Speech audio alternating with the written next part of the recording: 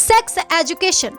जब इसकी बात आती है तो बहुत सारे ऐसे लोग होते हैं जो नजरें चुराते हैं। कुछ लोग ऐसे भी होते हैं जो इस मुद्दे पर बात करने में हिचकिचाते हैं, तो वहीं कुछ लोग इस मुद्दे का नाम लेना ही नहीं चाहते। आज के समय पे सेक्स एजुकेशन की बात करना एक अच्छी बात है, क्योंकि इससे जागरूकता फैलती है।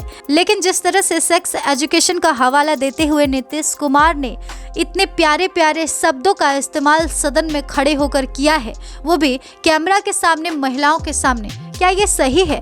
जिस तरह से उन्होंने महिलाओं को शर्मसार किया है और अपने घटिया सोच को दर्शाया है, और उसके बाद उन्होंने बड़े ही आसानी से कह दिया है कि वो सेक्स एजुकेशन पर बात कर रहे थे, क्या ये सही है? तो जो हम लोगों ने कहा कि अगर पढ़ लेगी लड़की और वो जब शादी होगा लड़का लड़की में, तो जो पुरुष है वो तो रोज रात करता है ना, तो उसी में और लड़की पढ़ लेती है, तो हमको मालूम था कि वो, लेकिन अंतिम में भीतर करता तो है, तो उसी में आप समझ लीजिए। सेक्स एजुकेशन पर बात करना अच्छी बात है, लेकिन इस तरह से सदन में खड़े होकर महिलाओं के बीच ऑन कैमरा होकर इस तरह से डिटेलिंग में पूरा बताना सही है क्या? बता दें कि सीएम नीतीश कुमार ने बीते दिनों मंगलवार को अपने सभा में जनसंख्या नियंत्रण को लेकर भाषण दिया। फ्लो में वो इतना बह गए कि वो क्या कहते चले गए, इसका अंदाजा उन्हें खुद भी नहीं हुआ। वो इस तरह से बात कर रहे थे मानो वो सदन में शराब पीकर गए हुए हों। वो इस तरह की भाषा का इस्तेमाल कर रहे थे मानो बीते कई दिनों से वो सिर्फ एडल्ट फिल्में ही देख रहे हों। ऐसा हम नहीं कह रहे हैं, ऐसे तमाम लोग हैं जो उनके खिलाफ इस तरह की बयानबाजी दे रहे हैं। अगर मेरी किसी बात को लेकर के तकलीफ हुई है तो मैं अपनी बात को वापस करता हूं और मैं अपनी निंदा करता हूं।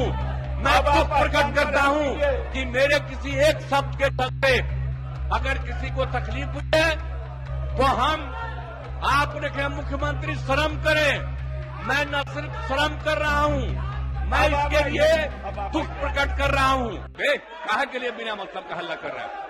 हम तो आपको बता देते हैं, हम आप लोगों का देख रहे हैं। सीएम नीतीश कुमार ने हालांकि माफी तो मांग ली है, लेकिन सवाल ये उठता है कि उनके इस कृत्य के बाद क्या उन्हें माफी मिलनी चाहिए या फिर उनको मुख्यमंत्री के पद से इस्तीफा दे देना चाहिए? आपको क्या लगता है, हमें कमेंट सेक्शन में जरूर बताइए। बताते चले कि सीएम नीतीश कुमार के इस अभद्र बयान के बाद सोशल मीडिया पर बवाल मचा हुआ है। कई लोग उनसे माफी की मांग कर रहे थे, जिसके बाद उन्होंने माफी मांग ली है और खुद को ही गंदा बताया है। उन्होंने माफी मांगते हुए कहा है कि मैं खुद की निंदा करता हूं, मैंने जो भी कहा उसके लिए मैं क्षमा मांगता हूं, मैं मेरे शब्दों को वापस लेता हूं, मुझसे कोई भी गलती हुई हो तो लोग मुझे क्षमा करें। लेकिन जिस तरह से धनुष से निकला हुआ बाढ़ वापस नहीं आ सकता, उसी तरह से जुबान से निकले हुए शब्द भी वापस नहीं आ सकते। जिस तरह से बड़े ही आसानी से उन्होंने कह दिया है कि मैंने जो भी कहा उसको मैं वापस लेता हूँ, उस तरह से वो वापस ले नहीं सकते, क्योंकि उन्होंने अपनी सोच को जाहिर किया है। उन्होंने मर्यादा का ध्यान न रखते हुए जिस तरह का अभद्र भाषण दिया है, उस पर बवाल मचना तो तय था, क्योंकि वो भूल गए थे कि वो किस जगह खड़े हैं और वो किस विषय पर बात कर रहे हैं। हमारे भारत में सेक्स एजुकेशन पर अभी खुलकर बात नहीं की जाती है।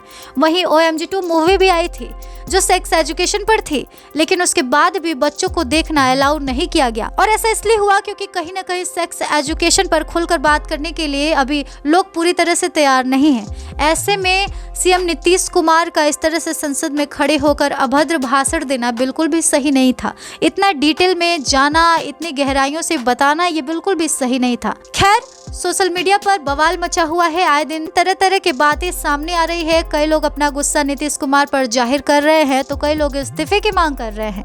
आपको इस सिलसिले पर क्या लगता है, हमें कमेंट सेक्शन में जरूर बताएं। और इस तरह के तमाम अपडेट्स से जुड़े रहने के लिए करारा न्यूज़ डे एंड नाइट को सब्सक्राइब करना ना भूलें।